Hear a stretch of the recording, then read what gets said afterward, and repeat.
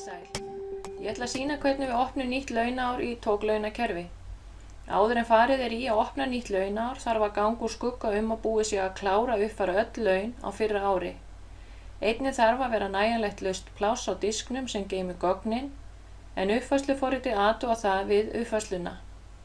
Byrjum á því að opna launakerfið og árið okkar í fyrra. Við veljum síðan ýmsar vinnslur undir launakerfi og áramótavinnslur. Þar undir er aðgerð sem heitir opna nýtt launaár.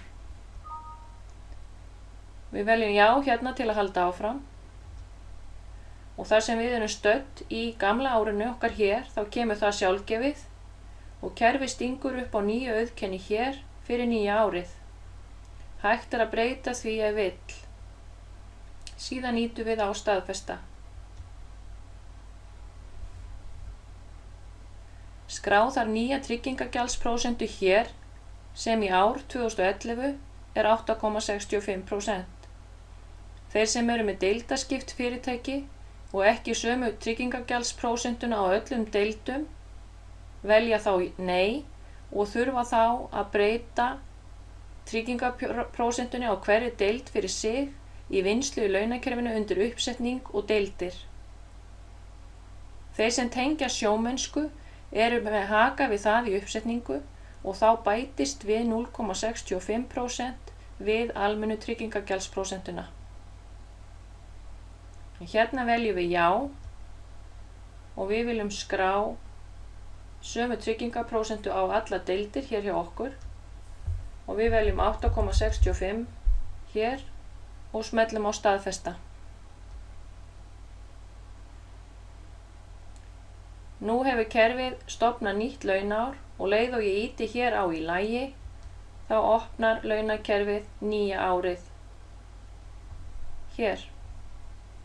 Til að byrja að vinna í nýja árinu, þá byrjum við á því að setja nýja launadagsetningu hér.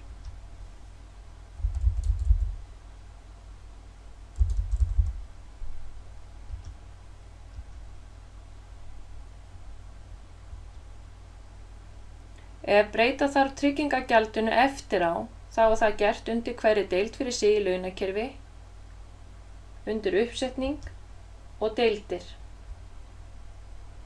Þeir sem eru með fleiri en eina deild, breyta þá tryggingagjaldsprosentinu á hverri deild fyrir sig.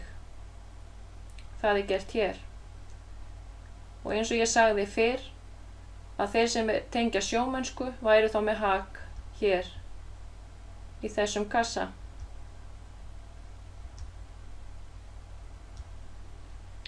Þegar búið er að opna nýtt ár, þá skulum við fara hér í stofnupplýsingar og velja stofnupplýsingar staðgreiðslu og athuga 2011 árið hvort uppsetningin sé komin þar inn. Hérna er 2011 árið komið en það er ekki búið að sækja nýjustu prósenturnar frá ríkisskattstjóra. Það er til sér vinnsla hér undir aðgerðir sem sækir nýjustu tölur frá RSK og hér veljum við rétta árið og staðfesta og veljum hér já að við viljum skrifa yfir þessa línu sem vantar tölurnar í. Þá eru nýjustu tölurnar komnar hér inn frá ríkisskattstjóra með réttum tölum fyrir árið 2011 og skattþrepin eru hér undir.